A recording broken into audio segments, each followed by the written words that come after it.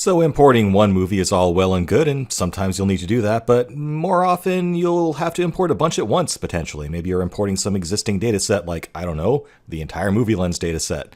So let's see how that works. How do I import many documents at once over a REST query in JSON? Well, this is what it looks like. So there is a bulk import format that Elasticsearch uses. So if you just hit your Elasticsearch server's endpoint there and say /_bulk, you can then give it a bunch of JSON information for individual documents that you want to insert all together at once.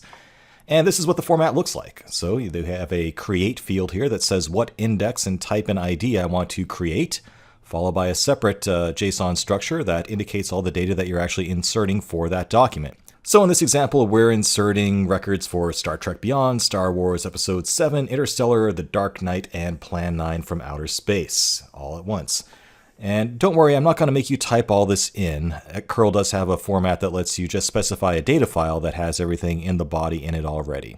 So we will do that instead. But it is worth understanding the format here, so look closely here. If you're going to write your own JSON file for importing, or maybe writing a script to create a file like this, that's what it would look like.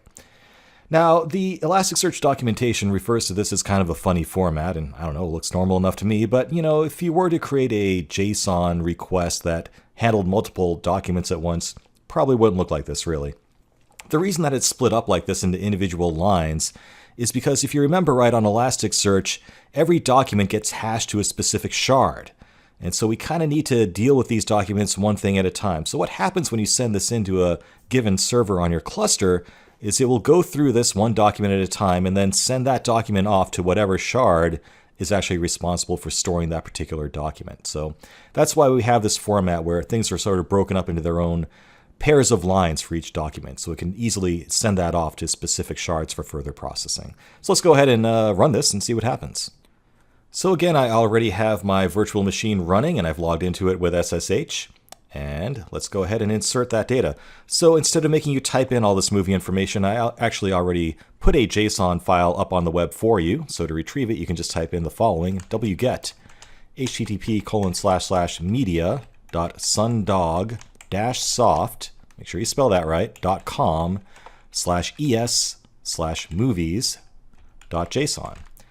Capitalization matters. Every little punctuation letter matters here, so make sure you get that right. If you do, you should see something like this, where it downloaded that file to your home directory.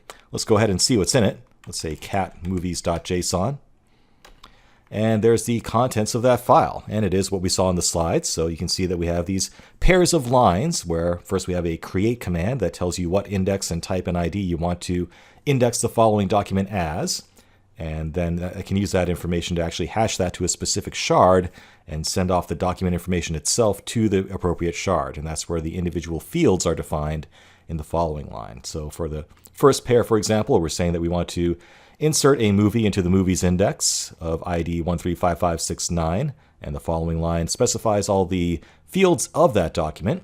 So the ID, the title, the year, the genres, which is, again, a list of genres.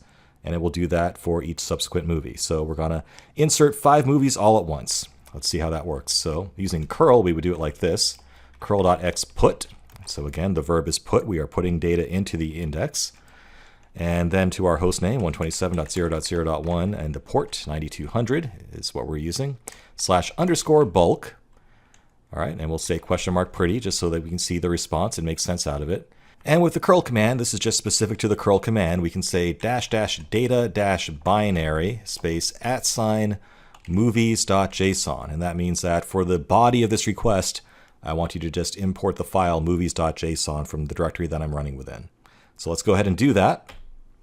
And it worked. Cool. So if you scroll through here, you can see that here's the response message that I got back. Gives you back all the items that I actually inserted. So let's take a look here. We had a successful creation of almost everything. We actually got an error back, though, on Interstellar because we already inserted that one. Huh? Pretty interesting, huh? So you see here that error says true. That means that there was a problem. So you do need to go through the response and see what's going on. And sure enough, it does not let you insert the same movie ID twice. Well, you can, and we're going to talk about that in our next lecture. But for now, it did the right thing. It said you can't insert Interstellar, again, you've already got a document for Interstellar, so it did what we wanted it to do, really. But for the remaining movies that did successfully insert them, we could go ahead and take a look at what's in there.